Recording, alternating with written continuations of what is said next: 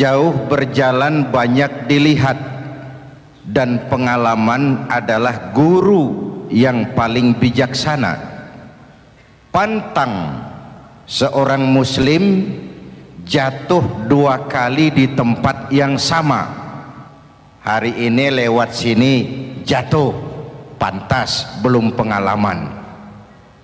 Besok lewat situ lagi jatuh lagi, goblok amat. Si amat saja tidak goblok. Kita mau bicara keagungan Ramadan yang ditandai 3 hal. Pertama, Ramadan dipilih oleh Allah menjadi bulan tempat di mana pertama kali diturunkan Al-Quranul Karim, kitab suci kita, imam kita, pedoman utama dalam melaksanakan berbagai kegiatan hidup. Pertama, ia berisi akidah yang tujuannya menyelamatkan manusia dari ketergantungan kepada benda, menyelamatkan manusia dari kemusyrikan, baik syirik yang jali maupun syirik yang khafi. Syirik jali itu syirik terang-terangan, nyata-nyata menyembah berhala, nyata-nyata meyakini Tuhan lebih dari satu. Kalau gitu insya Allah kita aman. Tapi ada syirik khafi, syirik yang tersembunyi, menjadikan yang selain Allah sebagai tujuan akhir dari seluruh kegiatan hidup. Itu syirik khafi. Saya sejak pakai cincin ini rezeki lancar. Cincin. Saya sejak pakai gesper ini, jangan anak gadis, nenek-nenek ngelihat saya lemes. Gesper. Ini sejak ada perkutut di rumah ini, bisnis bagus. Perkutut. Kalau komputer lebih kita kagumi dari Allah, itulah berhala kita. Kalau pangkat lebih kita utamakan dari Allah, itulah berhala kita. Kalau ilmu lebih kita kagumi daripada Allah, itulah berhala kita. Quran membebaskan manusia dari ketergantungan kepada benda, membersihkan keyakinan, meluruskan tauhid dengan konsep akidah. Lalu sisi yang kedua, syariat untuk mengatur kehidupan sesama manusia. Selama ini kalau mendengar syariat, yang terbayang oleh kita kan yang serem-serem, dan memang diopinikan sedemikian rupa. Padahal watak syariat itu pertama, al-musawat bainan nas fi takalifil ahkam. Ini watak syariat Islam. Semua manusia sama dalam berhadapan dengan hukum Allah. Semua manusia sama. Bukankah ini yang kita perjuangkan dengan tuntutan keadilan? Supaya di Republik ini jangan ada warga negara kelas 1. Supaya di Republik ini jangan ada yang kebal hukum. Supaya di Republik ini hukum jangan seperti pisau, tajam ke bawah tapi tumpul ke atas. Syariat mengajarkan al-musawat bainan nas fi takalifil ahkam. Semua manusia sama dalam berhadapan dengan hukum Allah. Ketika mengajarkan orang beramal, Rasulullah kepada putri kesayangan beliau sendiri berkata, "I'mali ya Fatimah, i'mali fa inni la ughni anki minallahi syai'a." Fatimah, beramal kau. Fatimah sholat, Fatimah puasa, Fatimah haji. Kalau kau tidak beramal, aku ayahmu Rasulullah tidak akan sanggup membelamu di akhirat nanti. Inilah watak syariat.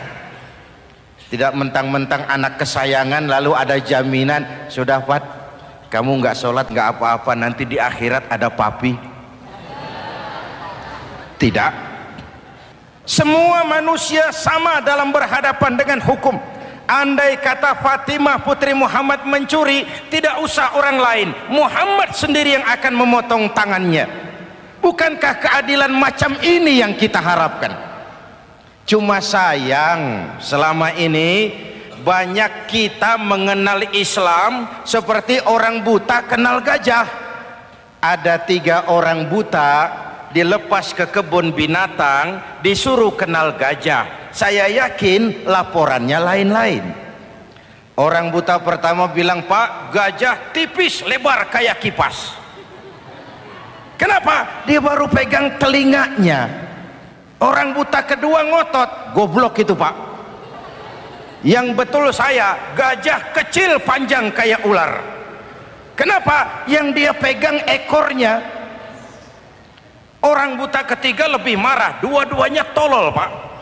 Yang betul itu saya, gajah tinggi besar seperti pohon kelapa. Karena yang dia pegang kakinya. Beginilah kita mengenal Islam.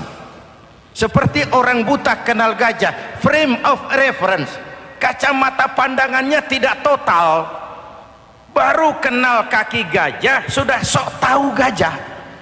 Baru kenal telinga gajah sudah sok kenal gajah. Kemana-mana pidato, "Saudara-saudara, gajah tipis lebar kayak kipas." Buat orang yang belum kenal gajah, dia menyesatkan.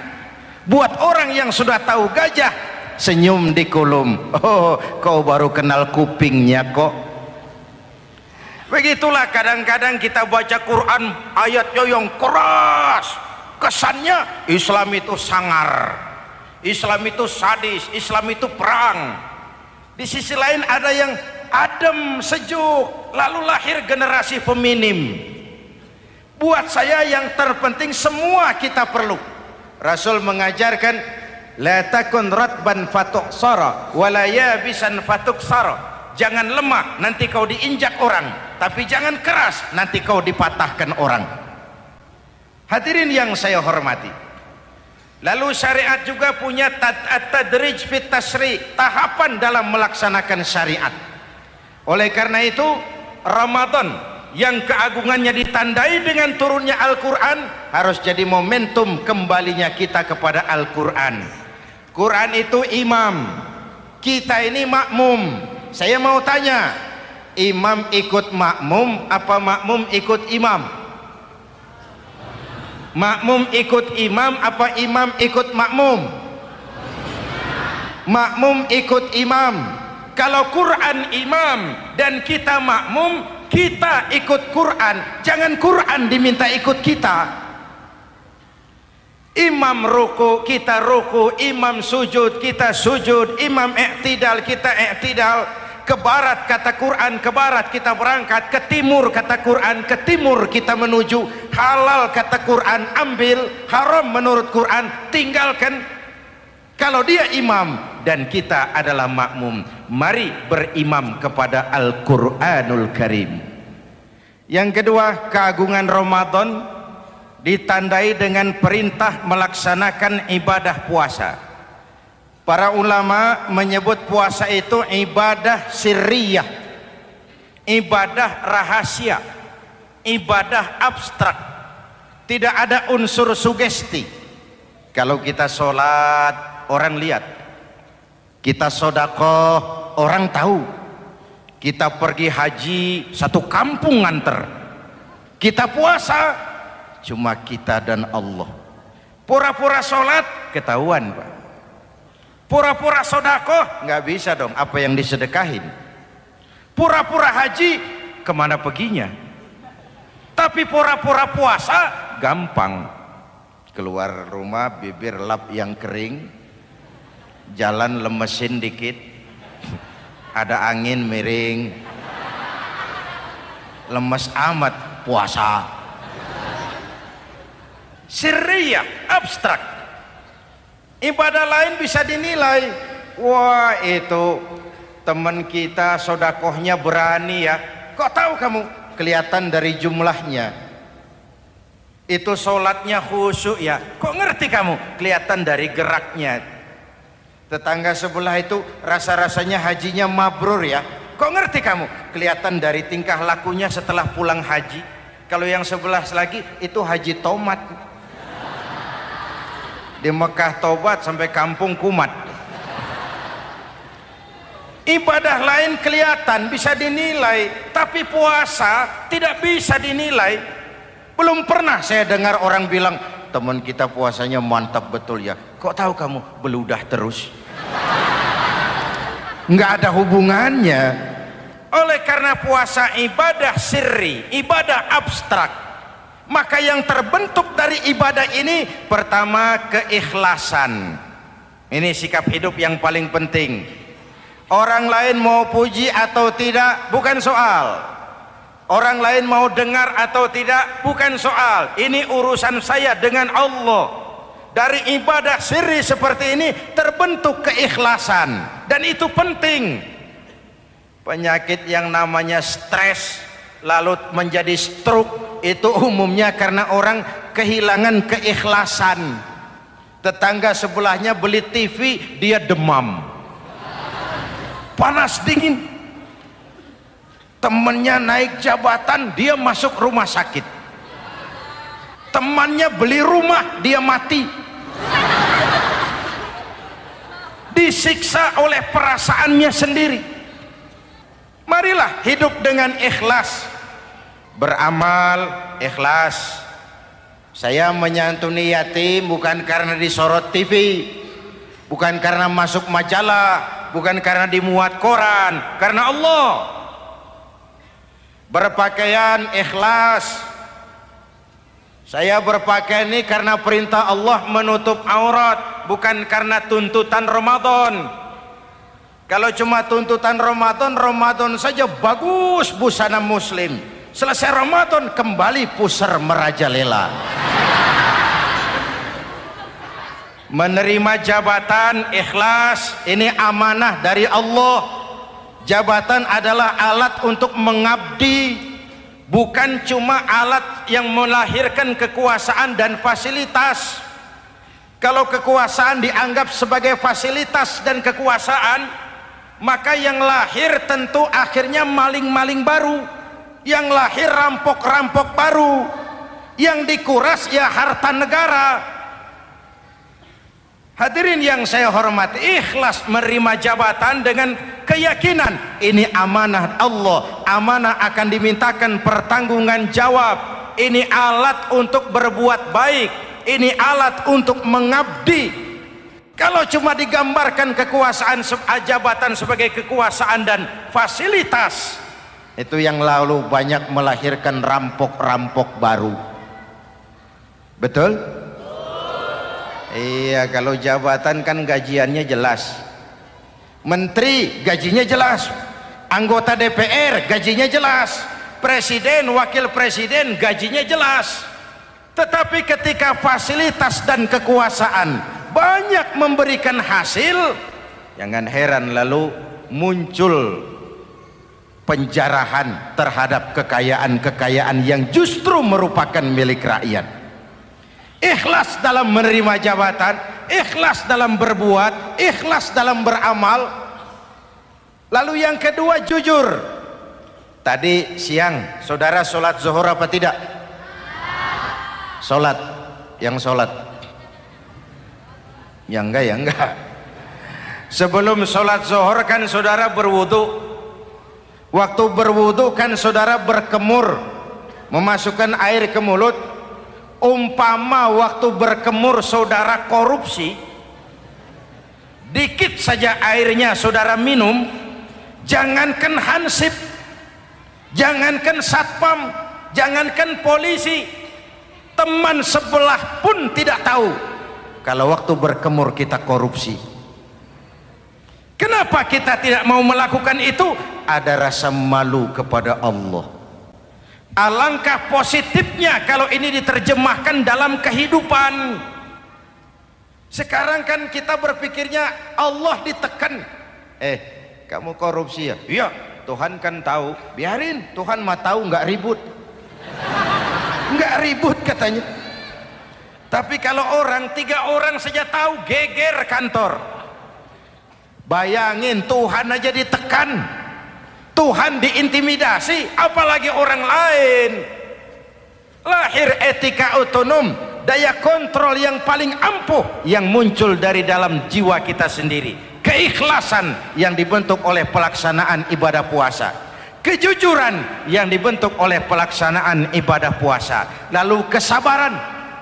Kata Nabi, as-siyamu junnatun, puasa itu benteng, dinding.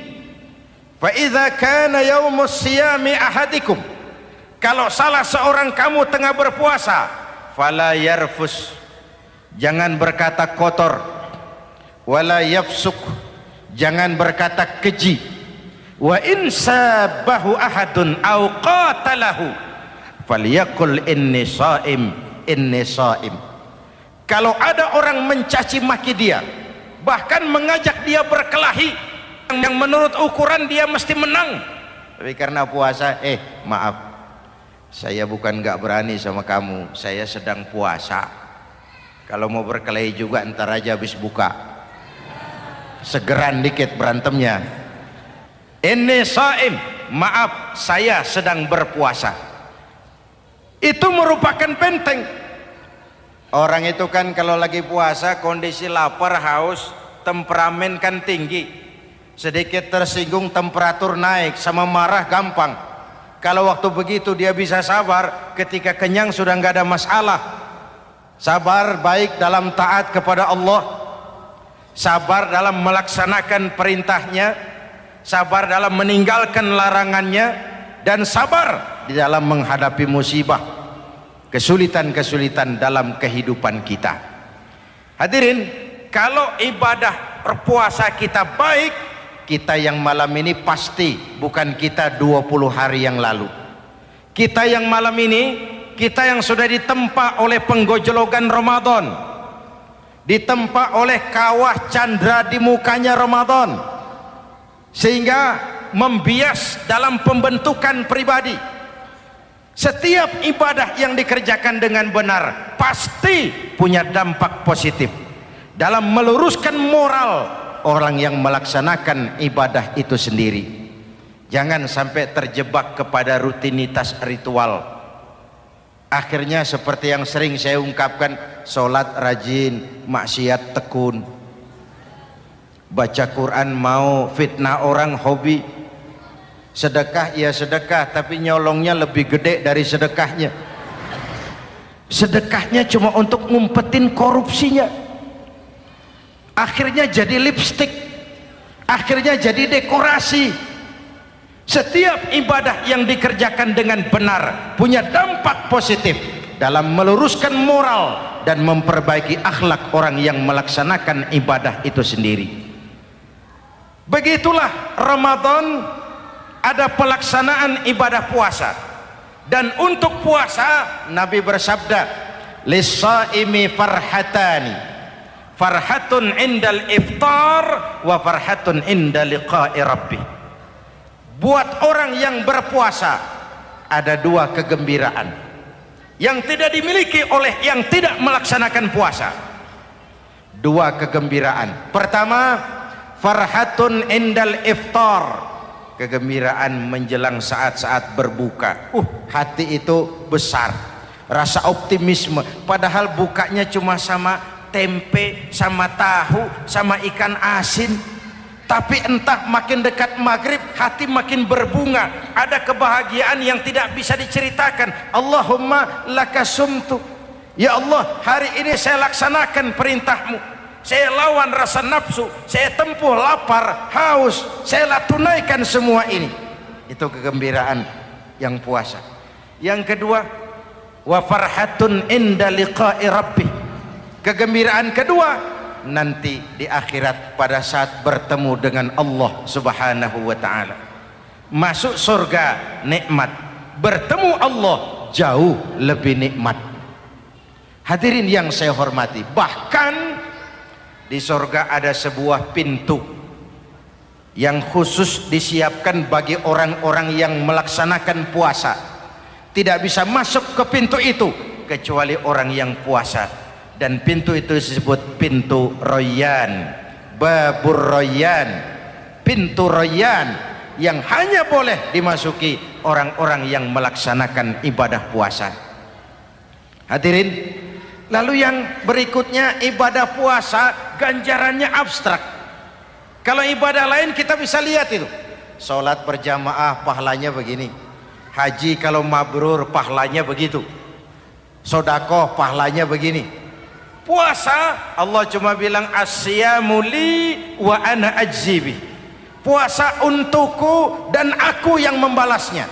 Berapa besar balasan Allah tidak diberitahu. Artinya apa? Kalau saudara kerja, mandor bilang, mas kau kerja sama saya, gajimu sebulan 5 juta, ketahuan sebulan 5 juta, kita kan bisa kong kalingkong, ada mandor rajin, tidak ada mandor kendor, pokoknya jatah 5 juta. Tapi kalau mandor cuma bilang, mas kau kerja sama aku, soal gajimu nanti aku yang atur, berapa besarnya nggak dikasih tahu. Aturan seperti ini harusnya membuat kita kerja lebih hati-hati. Sebab apa? Mungkin gaji kita sama saja 5 juta kalau kerja biasa-biasa, mungkin jauh lebih besar kalau pekerjaan memuaskan, mungkin tidak digaji sama sekali kalau pekerjaan sembarangan. Tidak dijelaskannya gambaran pahala puasa menjadi sugesti untuk melaksanakan ibadah puasa ini dengan sebaik-baiknya. Hadirin yang saya cintai, yang ketiga soal keagungan Ramadan ini. Di dalam bulan Ramadan ada satu malam yang bobotnya khairun min alfi syahrin. Satu malam tapi lebih baik daripada 1000 bulan, yang kita kenal dengan malam Qadar atau Lailatul Qadar. Sementara itu adanya pada sepertiga yang akhir dari bulan Ramadan, terutama di malam-malam ganjil. Di negeri kita lihat terjadi pergeseran nilai. Awal-awal Ramadan, minggu pertama pasar sepi, masjid ramai, full house, meledak. Betul? Padahal Rasul memberikan contoh, kalau sudah masuk sepertiga yang akhir Ramadan, beliau sing-singkan lengan baju, hamparkan sajadah, lebih banyak di masjid daripada di rumah. Itu baginda Rasul. Sing-singkan lengan baju, hamparkan sajadah, lebih banyak di masjid daripada di rumah. Hadirin yang saya hormati, di situ makna meraih kemenangan. Karena itu lebaran lain dengan Idul Fitri. Lebaran siapa saja boleh ikutan, tapi Idul Fitri milik orang yang melaksanakan ibadah Ramadan dengan baik. Nah, saya kembali kepada Lailatul Qadar. Semua kita, kecil atau besar, sengaja atau tidak, khilaf atau terpaksa, pasti punya yang namanya dosa. Di sini semua yang hadir nih, include saya, apa ada yang tidak punya dosa? Ayo, jujur. Apa ada di antara kita di sini yang nggak punya salah? Apa ada yang nggak punya dosa? Setiap kita, kecil, besar, sedikit, banyak, terlupa, terpaksa, pasti punya salah. Sekarang kalau mau hitung dagang, kita diberi umur 65, 40 tahun penuh dosa, lalu taubat 25 tahun. Menurut neraca hukum dagang belum seimbang. Dosa 40 tahun ditebus taubat 25 tahun. Menurut neraca hukum dagang. Untung Allah tidak dagang-dagangan kepada kita. Di Ramadan ini Allah ngobrol pahala. Di Ramadan ini Allah membuka pintu rahmah yang seluas-luasnya. Sampai-sampai ada hadis qudsi, "Lau amiltumul khataya hatta mala'atis sama, thumma nadimtum, fataballahu alaikum." Kalaupun kamu berbuat dosa, penuh langit dengan dosamu, kemudian kamu menyesal dan bertaubat, Allah pasti akan menerima taubatmu. Hadirin yang saya hormati, inilah momentum Ramadan, saat dimana kita melakukan pemutihan diri. Masih ingat cerita dalam kitab Durratun Nasihin? Saya ulang lagi cerita ini untuk sugesti. Ada buajingan tengik pernah membunuh 99 orang. Satu saat hidayah datang kepadanya, terniat ingin bertaubat. Dicarinya seorang ustadz, ketemu ustadz kepala ngajar. Ustadz, ya, apa? Saya mau taubat, diterima apa tidak taubat saya? Emangnya dosa kamu apa? Saya pernah membunuh 99 orang, ustadz. Ustadznya melotot. Wih, banyak amat. Enggak segampang itu nyawa hak prerogatif Allah. Cuma Allah yang berhak ngambil. Membunuh tanpa alasan yang benar dosa besar. Dosamu kelewat banyak, Mas. Enggak bisa. Dia vonis lebih dulu kayak surga milik bapak moyangnya. Ini preman kita pikir ini ustadz saya niat baik-baik ngomong yang enggak enak. Daripada 99 tanggung, saya lempengin aja nih urusan dah. Dibabat lagi ustadz, tamat, selesai, pas, cepet. Niat taubatnya masih terus, dia mengembara sampai ketemu seorang ustadz yang bijak. Waalaikumsalam ustadz. Assalam. Ada apa? Ustadz, saya mau taubat, diterima apa enggak sih? Oh, sebelum mentari terbit dari sebelah barat, sebelum nafasmu sampai di tenggorokan, Allah akan menerima taubatmu.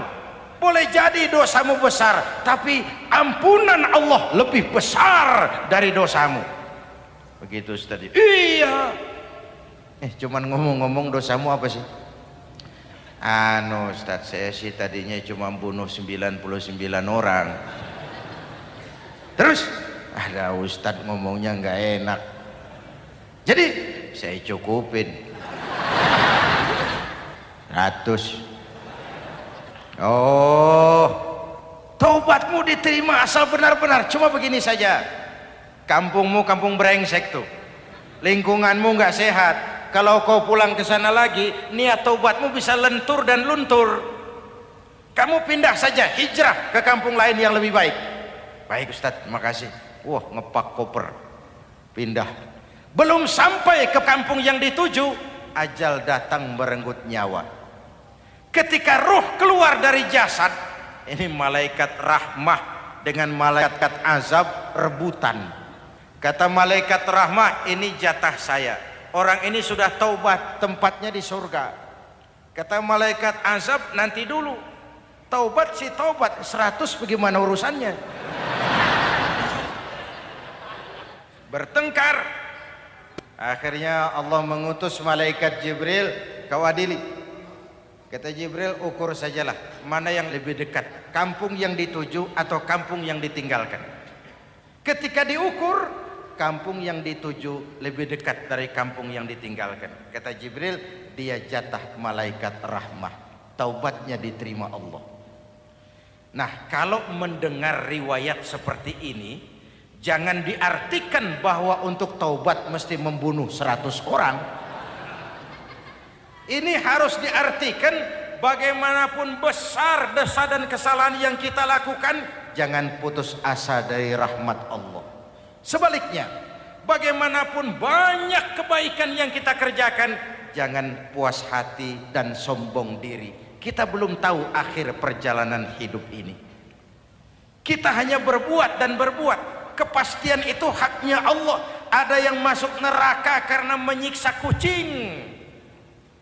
Ada yang masuk surga walaupun sudah membunuh 100 orang. Bahkan kalau nanti saudara di surga ketemu orang-orang soleh, saudara nggak usah kaget, itu memang tempatnya di surga. Saudara akan kaget nanti kalau di surga ketemu pelacur. Pelacur masuk surga. Penasaran, saudara samperin, Mbak Yu. Iya Mas, sampean ada di sini, apa Allah nggak salah wesel ini? Iya mas, saya ini ada di surga sini. Padahal waktu di dunia dulu saya ini siapa mas tahu kan? Mas juga langganan kan waktu itu kan.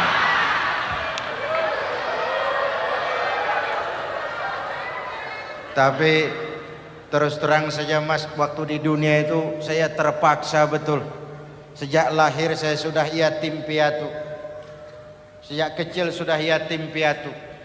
Ada tetangga saya muslim sedikit kaya, tapi pelitnya 17 setan.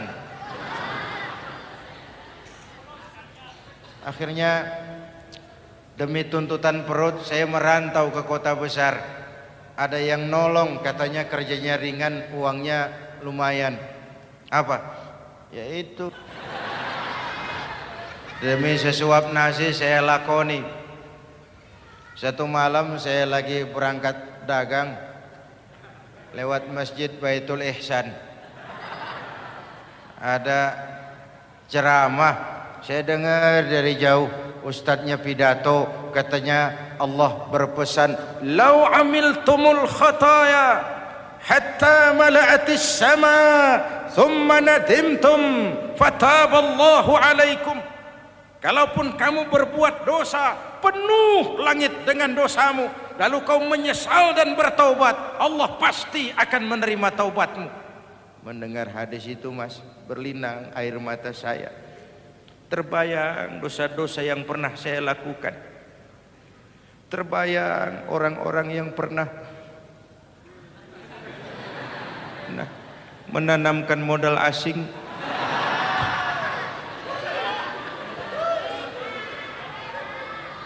Dikala itu hidayah datang, saya niat taubat pulang kampung mas, mudik. Lagi ngepak koper mau mudik, tamu datang, saya bilang mulai malam ini saya berhenti dagang. Taubat saya sebenar-benarnya, taubat saya diterima Allah, walaupun mampir dulu, transit dulu di tempat lain, akhirnya saya sampai juga ke sini. Inilah Ramadan. Orang baik bukan orang yang tidak pernah salah, karena tidak ada orang yang tidak pernah salah. Orang baik kalau dia berbuat salah, dia segera sadar, dijadikannya sebagai pelajaran untuk tidak diulanginya lagi di masa yang akan datang. Maka Nabi berpesan, tuba liman syaghalahu aibuhu an uyubin nas. Beruntung benar orang yang kekurangan dirinya menyebabkan dia sibuk sampai tidak sempat mencari-cari kekurangan orang lain. Tapi celaka benar orang yang terlalu sibuk mencari-cari kekurangan orang lain sampai lupa dengan kekurangan dirinya sendiri. Hadirin, karena itu menurut Al-Imamul Ghazali, Lailatul Qadar itu malam istimewa. Adanya pada sepertiga yang akhir di malam-malam ganjil, 21, 23, 25, 27, 29. Tetapi yang ingin mendapatkan Lailatul Qadar harus berjaga-jaga sejak awal Ramadan. Nggak bisa pakai ilmu ngancem. Wah ini 21 malam nih, nggak keluar-keluar dari masjid.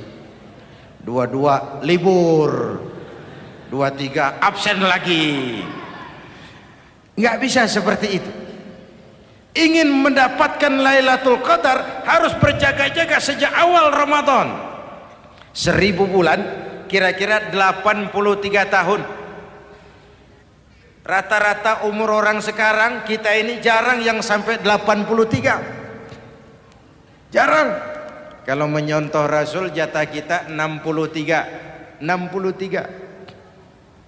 Hadirin yang saya hormati, sehingga dikatakan itulah fasilitas yang diberikan Allah kepada umat Muhammad ini. Walaupun umurnya relatif pendek, tapi amaliyahnya tidak kalah dengan umat zaman dulu. Benar, Nabi Nuh umurnya 950 tahun. Ibadah umatnya berarti panjang, tetapi mereka tidak ada Lailatul Qadarnya. Benar, Nabi Adam umurnya panjang, 2000 tahun, umatnya rata-rata sekian. Tetapi tidak ada nilai tambah yang diberikan Allah kepada mereka. Kita umat Muhammad ini umur relatif pendek. Kalau nyontoh Nabi 63 tahun, betul. Tapi bayangkan ada Lailatul Qadar yang nilainya khairun min alfi syahrin, lebih baik daripada 1000 bulan, dan 1000 bulan 83 tahun. Kalau 10 tahun berturut-turut memanfaatkan Lailatul Qadar, maka artinya umur kita sudah sama dengan umur umat Nabi Nuh alaihi salam. Kualitas ibadahnya yang saya maksud. Tugas kita memanfaatkan peluang-peluang seperti ini dan mengisinya dengan berbagai kegiatan-kegiatan ibadah. Mumpung Allah menyediakan itu buat kita bersama. Tahun depan nggak ada jaminan kita ketemu Ramadan lagi.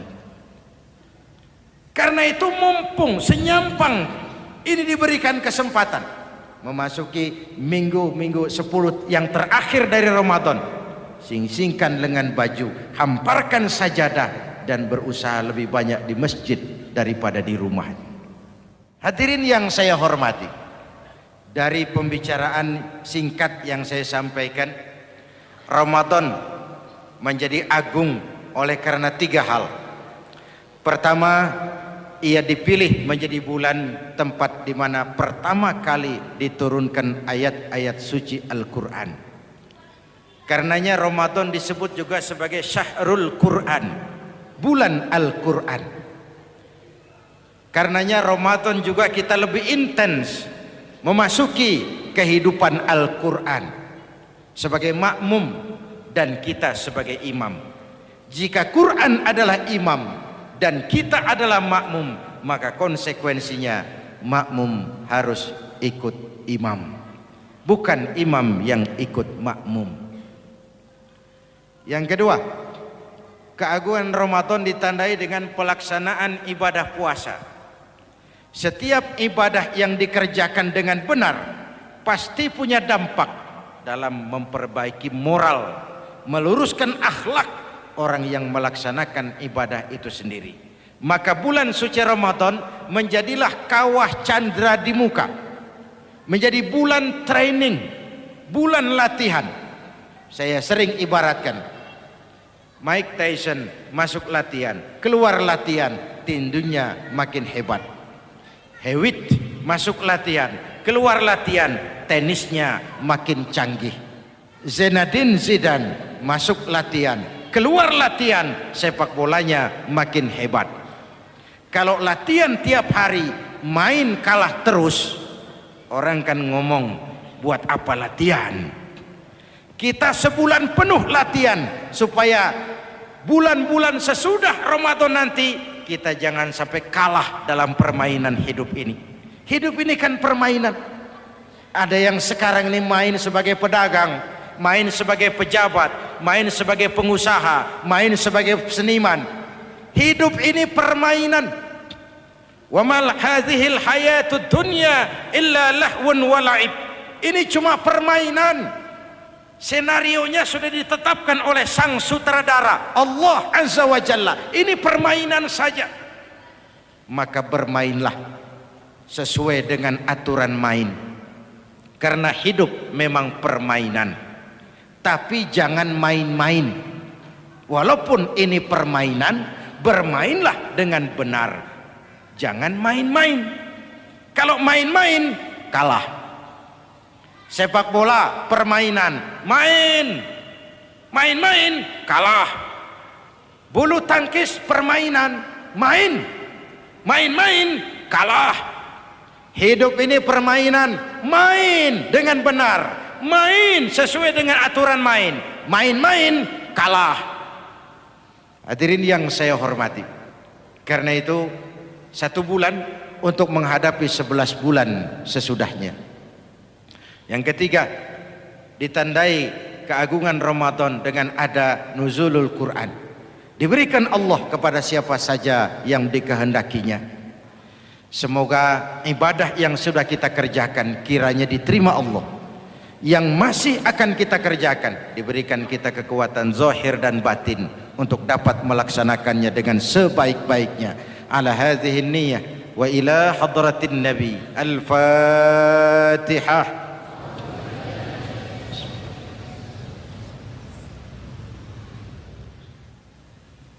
Bismillahirrahmanirrahim. Alhamdulillahi Rabbil Alamin. Allahumma salli wa sallim mubarak ala Sayyidina Muhammadin wa ala alihi wa sahbihi ajma'in. Ya Allah, dengan sepenuh perasaan dan pengharapan, dalam segala kerendahan dan kelemahan, ampuni dosa kami, dosa ibu bapa kami, dosa saudara-saudara kami umat Islam. Kalau selama ini lebih banyak lalai kami dari ingat kami, lebih banyak keluhan kami dari syukur kami, lebih banyak marah kami dari sabar kami, tunjuki kami jalan-Mu yang lurus, yang apabila kami berpijak di atasnya, tidaklah kami akan tersesat buat selamanya.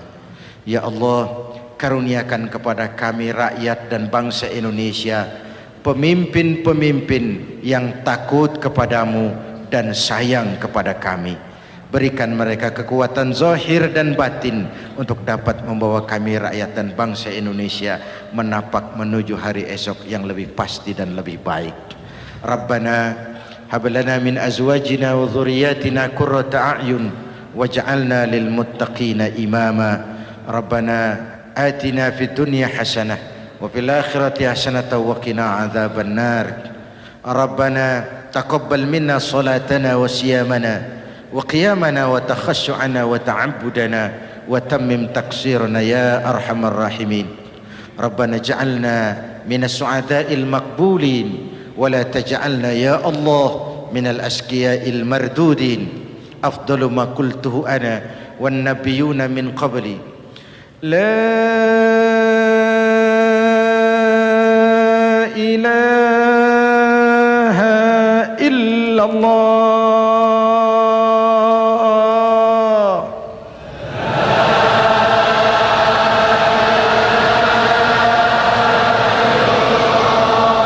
La ilaha illallah.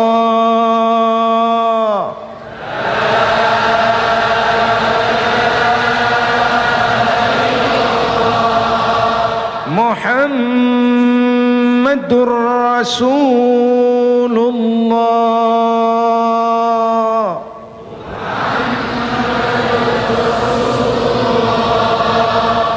Sallallahu alaihi wa alihi wa sallam. Kalimatu haqqin 'alaiha nahya wa 'alaiha namut wa 'alaiha wa biha nub'atsu insyaallah minal aminin minal aminin minal aminin rahmatika ya arhamar rahimin. Sallallahu ala sayyidina Muhammad wa ala alihi wa sahbihi ajma'in. Subhana rabbika rabbil izzati amma yasifun. Salamun alal mursalin walhamdulillahi rabbil alamin. Wassalamualaikum warahmatullahi wabarakatuh.